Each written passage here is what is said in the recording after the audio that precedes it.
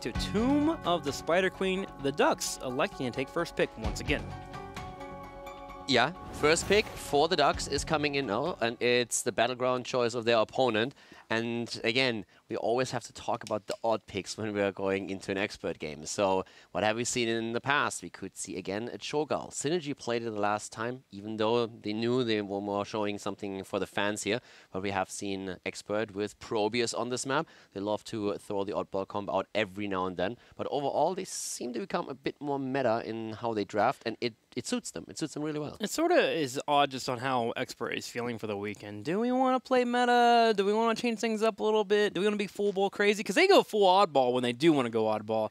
I think Gazlo? Yeah, that one series, that was against Fnatic, right? Yeah. Where they just went completely off the wall. And I mean, it's fair. It's expert. They can pull it off. But then there are moments where they want to just go full meta. And they did it against Fnatic in a match outside of the HGC, and they won 3-0. Yeah. Like, they are very capable of running what people would call standard.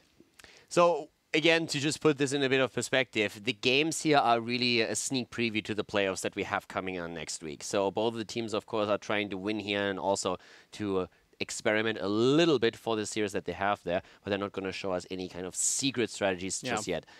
Then in the end, you never know what that means with expert, as we said. So, as he said, it depends a bit on how AD already feels, apparently. Yeah, there's like the element of hiding strats, because you don't want to show them for next week, so you hold on to the crazy ones. But there's also the mind game element of just playing some weird stuff to throw your opponents off guard so they prepare for it, and then you don't even play it next week. Yeah. And when you're a team like Expert, who has literally a million different strategies, not literally, okay, I know what literally means, but a lot of strategies available, you can pull that out. Especially here. So let's go ahead and get ready here. Playing Ducks will ban out the Ariel. She is no longer available. Literally.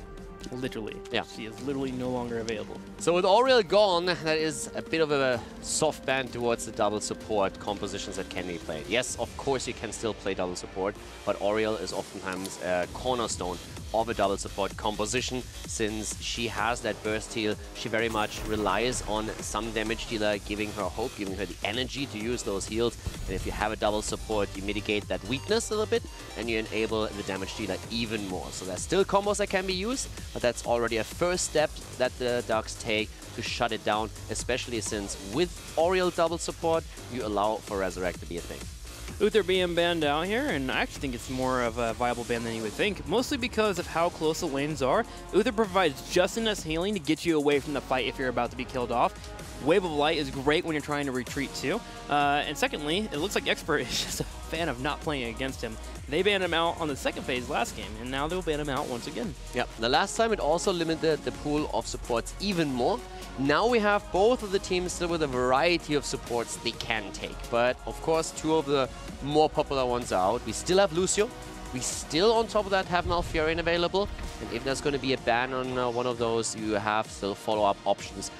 As for example, Karazim, we've seen Rhaegar already, had a couple of Lily plays, and depending on how much dive your opponent uses, you can even see a Morales, which we have seen sometimes on North America, for example, in their matches. But as we're talking supports, Malfurion picked first. Malfurion has been taken away, so the normal top tier support being available is Lucio, but with being an expert, you're not sure if they're going to take it away right away. There's also Gul'dan still floating around with it being Tomb of the Spider Queen can always be great, but I wouldn't mind seeing Ragnaros once again here from Expert. Played pretty solid in terms of just sitting in his lane, soaking. He didn't really hit the most impressive Sulfura smashes, but that could be a possibility for him later on. Now Team Expert will move straight into the Anubarak and also grab Greymane. Now, with how much the Ducks struggled with Anubarak in the past, you have to ask yourselves, did Expert just do them a favor? Yeah, maybe. I don't want to be like mean to Chris Bojan at all. Like, I just feel like as Anubarak, he just gets left out a lot as the team, so maybe he's just not quite the hero for the team. Yeah, it feels he always has to play it as the main tank. Yeah. And it seems that for them, it could be the off-tank, but not really the main tank role. That seems to really be a reoccurring theme, that if Anubarak has to take that position, that they are struggling to keep him alive and have a rough time. I could definitely see it as the off-tank on their end, that they play a double tank composition with Explosion on the main tank and then having someone trying to dive the backline. But of course, jokes aside, at this point, Anubarak in the early stages always a very, very good pick just because you're so flexible towards the later positions in the draft. And here we have the Ducks going into their old bread and butter. Johanna for Crystsplosion. He plays an incredible Johanna. He's aggressive on the map rotations. He gets in the lines there. Also can back out himself with the Iron Skin to allow Malfurion to keep the heals on someone else. And then we have Chromester for Chris, who likes to take the title as the original Chromie in HGC Europe, even though Schwimpy showed him first. Yeah, we have a bit of a battle between the two of them. I'm not even sure who the most successful Chromie between the two of them is. It's Schwimpy. It's Schwimpy? It's Schwimpy, okay. yeah. That is a good chance now, though, for Chris to definitely close that gap a bit and start to retake his spot. So we're going to find out how he can perform on Chromie. But before we're heading into the next picks, let's talk about the bans. Sonya banned, so that takes away from the bot lane options that the Ducks are going to have later. And the Ducks apparently are very reluctant to head into a late game against Nazeebo. They saw in the series that Dignitas played earlier how strong that can be. We all know what a brutal tool Vile Infection is in the late game. So Nazeebo is banned out, so we have no option for him to change anything. But Expert, they're going to go into their next double pick, and now we're going to find out very likely what their bot laner is going to be. We will find out, man. Still assuming it might be the Ragnarok. I'm trying to think of what else Blade likes to play. He plays Leoric occasionally. We've seen him on Zul too. We haven't seen a Zul in a long time, and if you're going to pull off Zul, this is the battleground you might want to use it on, especially if you want to hit that Bone Prison on someone like Malfurion or Chromie. Nazeebo also just a good ban in general if you are going to be facing off, if you are going to want to play Chromie. One Spider hitting at Vile Infection takes her down to this much health, and if one auto attack or one cocktail comes through, she's just dead. She has to use one of her level talents, either bye-bye, timeout, just to survive. I heard you're a fan of bye-bye. I'm a little fan, slightly. I have moments. So is Fan, by the way. I finally got that jersey, and it looks good. It's a good jersey, man. I like that jersey. He lost the bet the last time when he was challenging the HGC players to play bye-bye, and it happened immediately after he said it, so it was a fun one. But we have Morales. I talked about Morales a bit earlier, and especially when the opponent doesn't have dive, then Morales is a good option. Yeah. And that's what they use now. So we have a Morales on the one hand and the Kel'Thas then on the other. So with the two of them combined, there's a lot of heals available, poke from that back line that you have. You have disables to keep Morales safe a bit. Kel'Thas is going to try and bring the pain. And the question, of course, remains, are the Ducks now trying to counteract Morales with additional dive? Typically when the Ducks do run this composition, they try to run for aggressive wave player. They want to push in their lanes as much as possible and let Chromie do all the damage of poke in. Morales is a pretty good answer for this. First off, you have Safeguard. If you see poke coming your way, ooh, it's going to be a Genji. Now, this is different here. This actually allows for Chromie to break someone down and Genji to go in for the kill. That's another thing on my mind right now. What is that? We always talk about how scary Sport Billy on Zeratul is. This looks very much as if we could see Sport Billy on Genji, and that is a frightening thought. New hero? New tool to play around with? I mean, we don't know 100%, we have to wait for the game to start, but it's the logical consequence of him playing Zeratul for his team, and him usually being one of those very playmaking heroes for the Ducks. Yeah. So right now, I could see that Genji play, and we've seen cool Genji play yesterday already. Yeah, we've seen a lot of Genji already in the HGC this weekend. Varian now? In North America. For the final pick? Varian against Genji? What do you think? No. I'm down with it. You get the lockdown. The only fear I have is how do you get your engages? You have a Nubarak, so yeah, you could go for it. Varian would be a solid pickup for the final here. It's going to be Stitches, though, instead. Okay, so Stitches putting the fear into Chromie. Yeah, we have also lockdown attempt with Kel'Thas, and Ubarak can provide stuns. So there's definitely tools that they have to make this a thing. I could have seen the Varian. They historically like to play Varian, but in this case they just want to sit tight a little bit farther towards the back, get the hook in, and they have a few targets. If they can hit Malfurion, Chromie would be a great target. I guess Leoric has a chance to escape unless you can put the damage in fast enough. Johanna should usually be able to walk away. Genji, probably not really the target that you're going to kill with a good hook, but especially the pressure against Chromie is going to be good. Question, I know a lot of Genji's deflect. Any type of CC does stop it from actually deflecting and bringing out the damage. Does Stitch's hook, if you deflect before the hook comes in, does it actually stop the animation of the deflect? So you can actually punish with an Anubarak or a stun right after from Gravity Lapse and just kill him. I think it does, because Temporal Loop should, does. yeah. And it counts as a mini stun. So I think it actually cancels out Genji. I'll have to keep an eye out for that.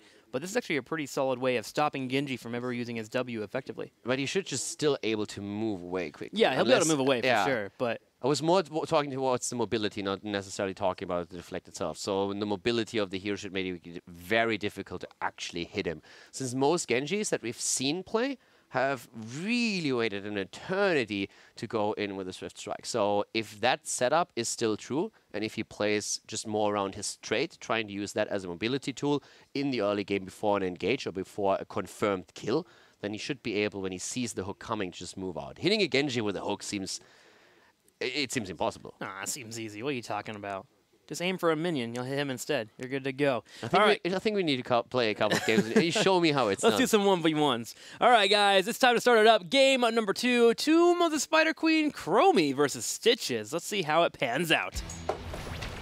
We have game number 2 on Tomb of the Spider Queen. Currently expert in the lead. The blue team starting to the left with, once again, Nick. This time on the Chromie, on the Greymane. Bad Benny on the Anubarak. They have to face the Chromie. And they're using Blade on Stitches to get some hooks in. Curson on the Morales and AD-RD on Kalthas. The Playing Ducks to the far right. Wolf Joe will be on the Malfurion. We're going to be seeing Chris Explosion on Johanna. Chris is going to be on the Chromie. Sport Billy will be on Genji. And Nande will be on Leoric. It's going to be a fun game. I want to see what Genji can pull off here. We talked about the hero a lot yesterday. Today we have a very skilled melee assassin and a very talented player on him, Sport Billy, the playmaker for the team. And as we've been talking about Genji, let's talk about his talents once again. Swift as a Wind is a very popular talent on level 1, but we have seen a fair share of Agile Dismount as the starting talent. This is exactly what Sport Billy does now as well. So you have a really cool engagement tool when you are mounted and you're trying to just jump into a fight. Yeah, the bottom lane actually has the hardest time with this. I tried playing this yesterday with Genji. You're able just to gank the bottom lane so easily. When you're mounted up, you charge in, you jump across the screen, and next thing you know, that bottom lane is just picked off if your Soul Eater is able to get the engage as well. And of course, on level 4, we are looking towards the possible Shuriken Mastery. It's a standard talent so far to be taken by Genji. But we're getting a bit ahead of ourselves, so we're going to talk about that later. Leoric held his first talent back a bit, but went still into hopelessness. So the drain hope range increased now. And Johanna with a stacking talent, relying heavily on those globes on the map. Nande keeping up in the bottom lane. Expert coming in for a bit of a rotation, trying to put pressure on that Leoric. Typically, if you can put a little pressure on Leoric and get him down to a quarter half health, and then you can dodge one drain hope, your bottom lane can do pretty well there. So you'll see that happen occasionally with pro play. They'll rotate down and try to put Leoric in a spot where he's pigeonholed. Especially with Morales, we have one of those things where Genji is, of course, attempting to hit the backline. He has two main targets, and that's Kalthas and Morales. If the opportunity occurs, of course, he is going to turn towards Greymane or any of the tanks, but he will attempt to pressure the backline. And this is one of the biggest tools he has. You don't always have to get the kill. Creating space and disrupting the backline is oftentimes already a win for you and your team in the team fight. Bad Mending getting rude, though, low on health. Yeah, Chris fires in. Nick will tank it, though. Chris just rushing around here on his Chromie and definitely having a good time thus far. But of course, he will be in a bit more trouble later on after 16. And we also have the increased range on Stitches. And let's not forget about the possible engage with a Nuburak after level 7 when he gets his shield on the burrow charge. That's going to become a big thing. But Benny interrupted by Nande as he's attempting to turn in. And Chris just happily shooting from the backline, doing all the damage here. Gonna keep doing that, rotating in, using those Brawn talents for damage. Big play here as we go in for Blade. Q comes out, Root also hits. Blade trying to live, doesn't get sniped. Chris gets it, lands the Sandblast, and that is going to be a dead Stitches. Yeah, really well done. So Stitches is down. That's the first kill for the game. We're also now looking at a level 4 talent for Johanna with more self-sustain. Pretty standard going into the Laws of Hope. The Shuriken Mastery as expected. So far, looking decent for the Ducks here, gaining some control in the early stages of the game. But one of the things that we definitely have to talk about when we're looking at the talents here is the level 7 on Chromie. So we have the Chrono Sickness. Trick. It's my favorite talent, dude. It's There so you go. good. It's a miniature temporal loop. I think I mentioned it last time we were casting. Yep. You get to slow for 4 seconds. You slow their movement speed. Caldor, look at me. You slow their movement speed for 50% for 4 seconds. That's bonkers. It's insane. It's insane, bro. It's so good. Yeah, it's incredible. And Chromie is the best hero in the game. Thank you, Caldor. Fine. So honestly, though, Chris has started running it more. He ran it the last time of this battleground. It's good against melees that don't really have crazy escapes. If you can catch Greymane before he goes into Dark Flight, he's pretty much a dead character. You're able to bring up the W into the Q, you burn out the damage, bring out the Bronze Talons, and you destroy. And Doral Anomaly mixed with it. Okay, we're done. I love how you are excited again when you talk about that. When I saw the talent pop up, I knew that you're going to have a good time with it. I mean, you know how we mentioned Schwimpy versus Chris, and I mentioned that Schwimpy has a better win rate? Yeah. Chris is still the better Chromie because he knows which talents to pick. Oh, thank you, Chris. All right, all right.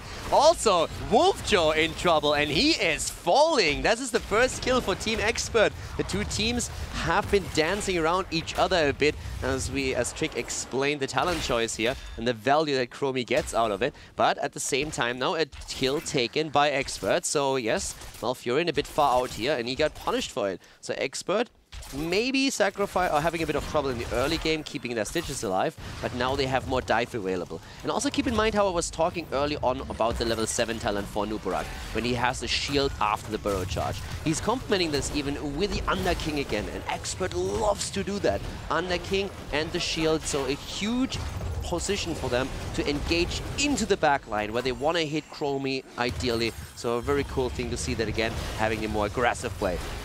Speaking of level 7s, hang on here as Nick's getting low on health, trying to retreat. He is going to be able to kite back. Looking at Genji, he's picked up dodge, and he even flies in here looking for support ability to put damage there.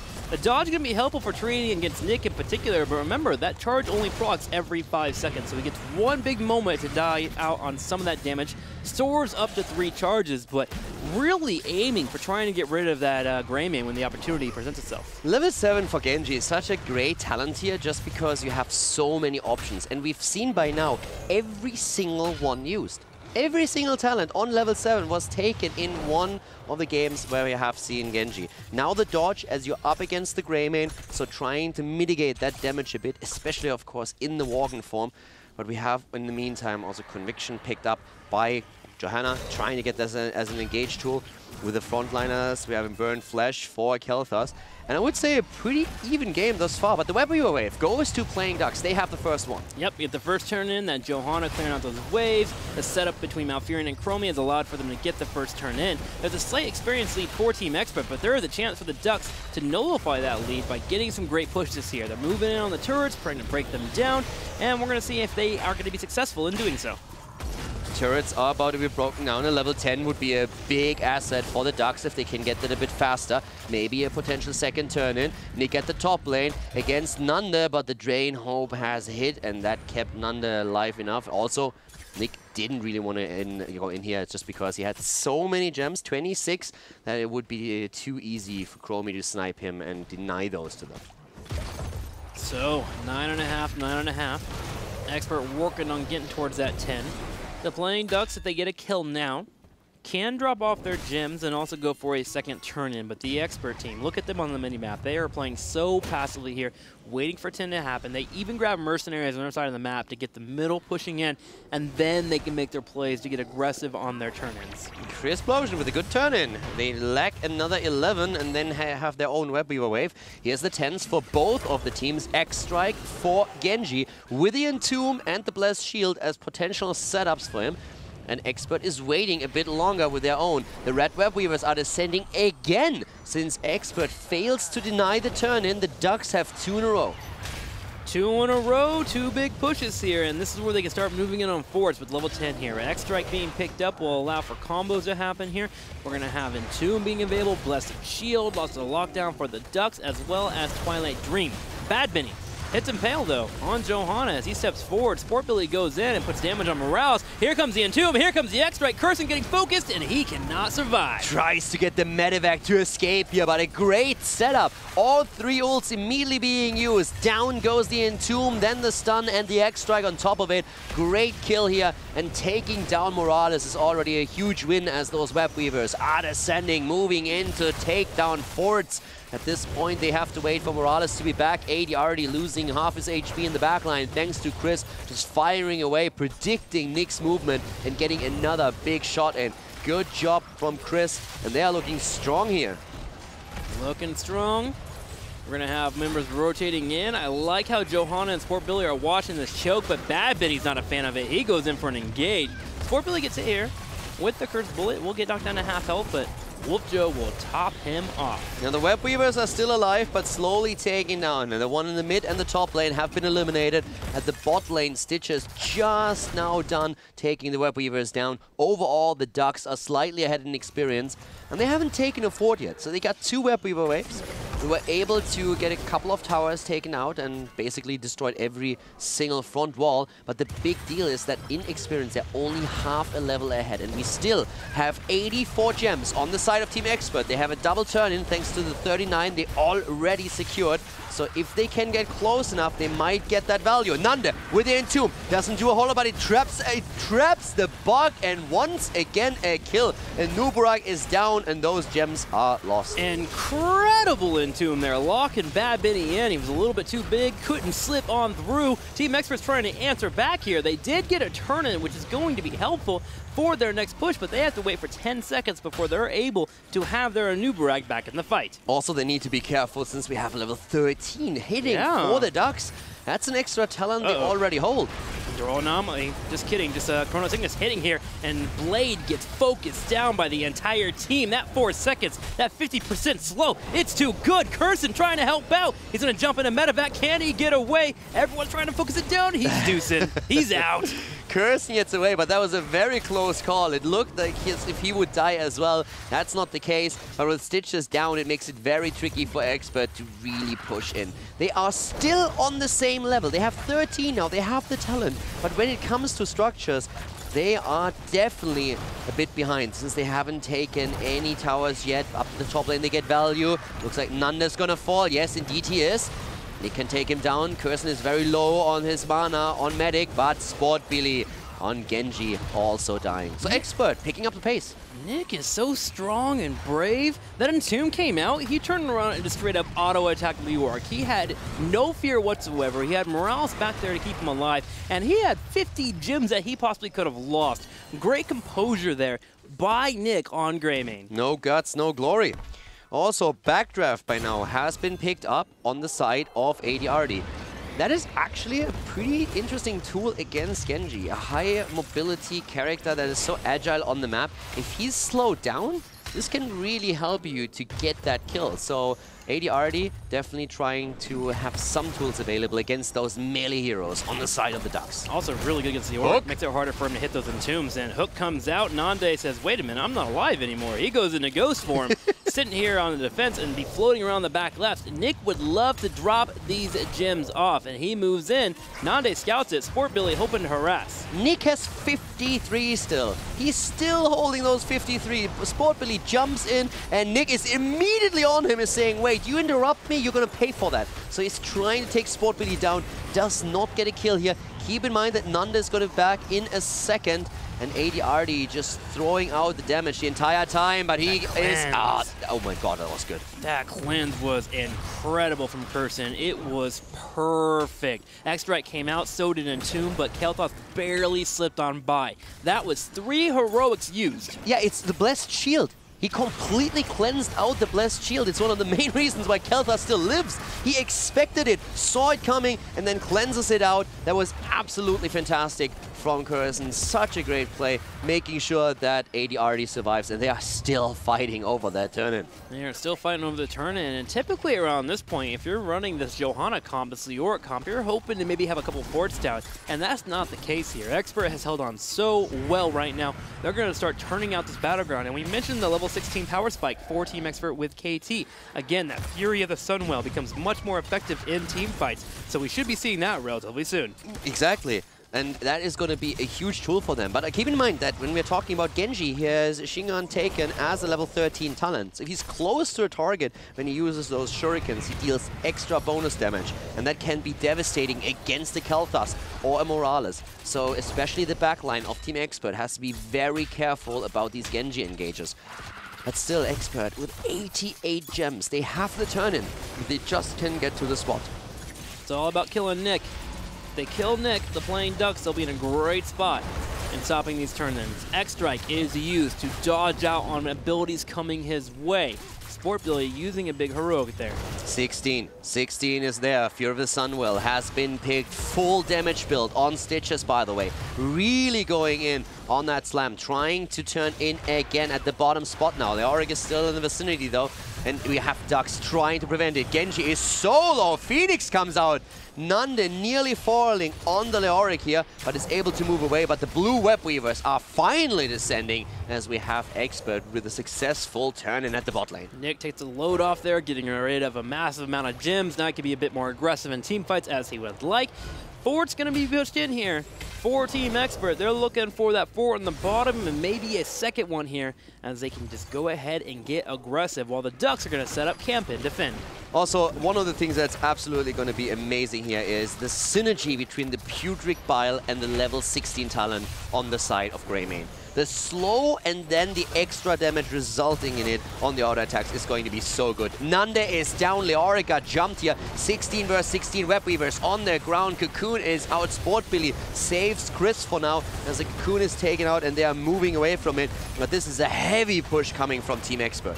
Blade just nailing these hooks, and Nick trusting too to follow up with the Cursed Bullet to burn down Nande before he can even retreat. That is going to be 2 forts, a third potentially in the top right. ADRD catches Genji through the fog of war. Sport Billy will be able to get away, but boy, that was crazy. Yeah, that was him.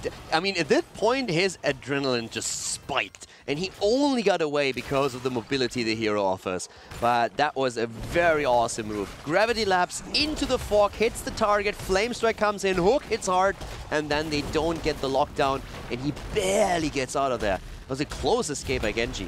But just look at the map. Expert, 5 kills against 4 on level 18 versus level 16, and they have taken every single fort while not losing one themselves. They defended against 2 Web Weaver waves already, haven't lost main structures yet, and they are looking better and better as time continues. That they are. They have opened up the map. They're dropping off some gems here. 50 have been dropped off. A hook comes out. Nande gets focused once again. Leorki in full play here. Sadly, not going to be able to do much more. Yeah, Leorki having no chance here, just dying all the time, and he is just haunting the map. That's basically the only thing he does so far. It's really rough for him to keep him alive here.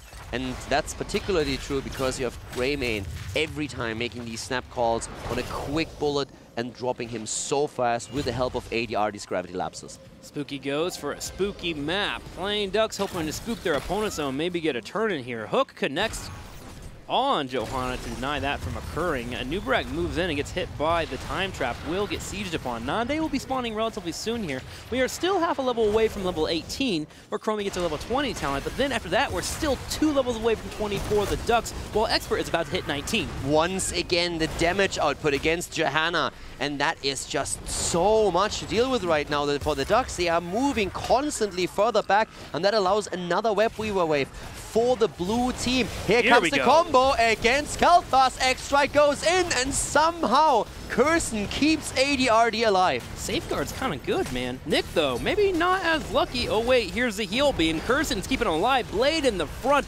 Nande gets focused down. Sport Billy hoping to run. Can he get away? The Impel connects. That's going to be another kill. 19 3/4 and 3 Web Weavers pushing. It's a quad kill. They get 4 heroes with this. They save Kalthas. Malfurion dies at the same time, and they just clean house afterward. Curson is just going into absolute boss mode here. He is keeping everyone alive. The cleanses are on point. His heals are on fire. Safeguards everywhere. And no matter how hard Genji tries to take down the backline, Curson just says, no, you're not. I'm going to keep these boys alive. And then all of a sudden, Greymane just pops off and takes them all apart. The Love Doctor is here, and she is healing. The Keep in trouble in the mid lane. The bottom Keep has already fallen. The Playing Ducks are 3 levels behind their opponents. Even Blade going for a hook.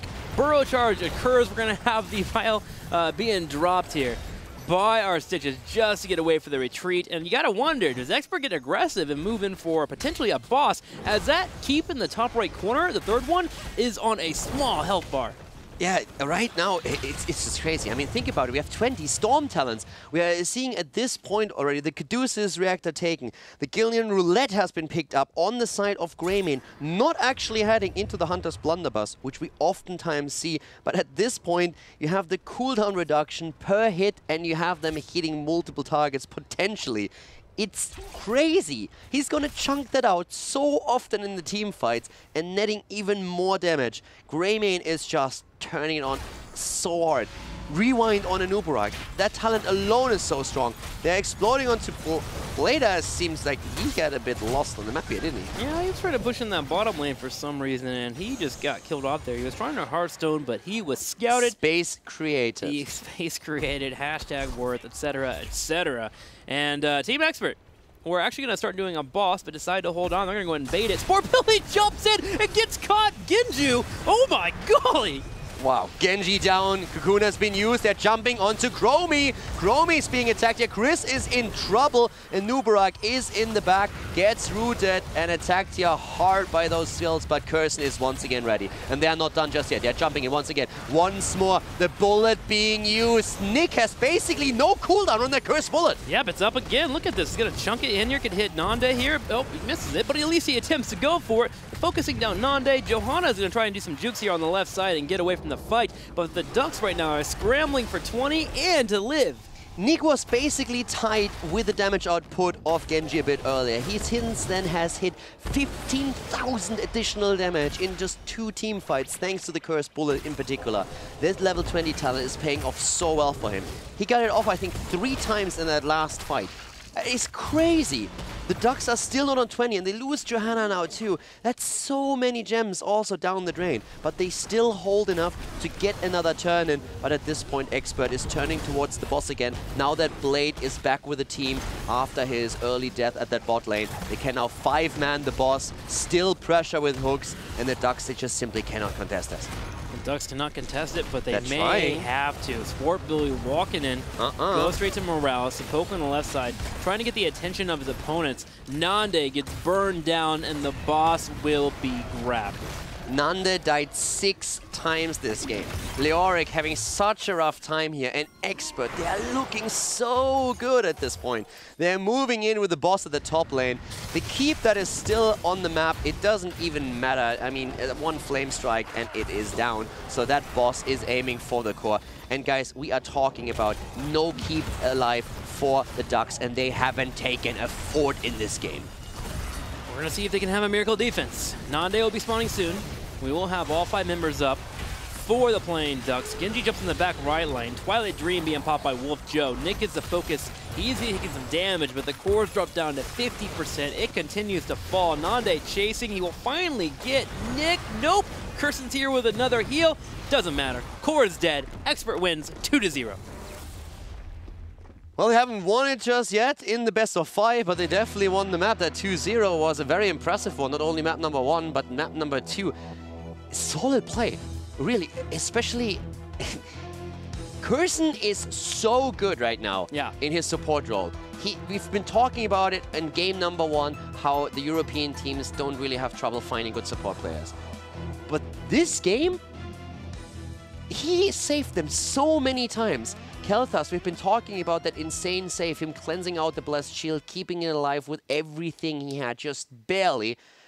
And if Kel'Thas dies there, then the Ducks can just completely go off against them and really carry the momentum, net maybe another 2nd and a 3rd kill. Didn't happen here. Curson is on point right now. He literally denied 3 different types of resets that could have occurred for Genji to allow him to start being effective in fights, especially with a Chromie chasing in. So kudos to Curson. The supports are killing it today, but we'll see if Expert can take out the Ducks in game number 3. We'll be right back. This is the HGC.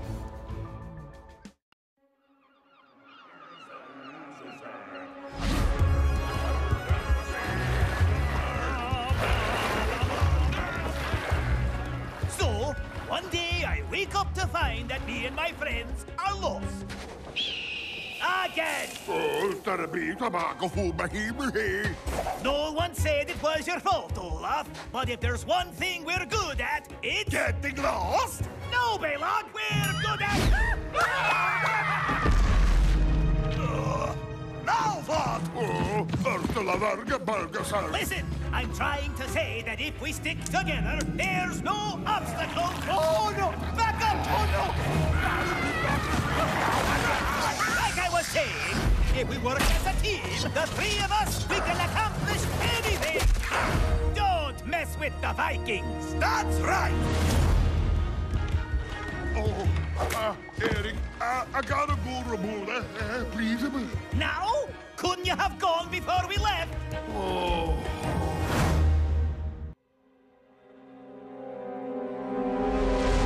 I was born for the arena. On my squad, we trust the spirits for guidance. No one gets left behind. Not even a pink skin. And when our backs are to the wall, I call on the elements to even the odds. The name's Rhaegar. Heroes of the Storm. I am the Storm!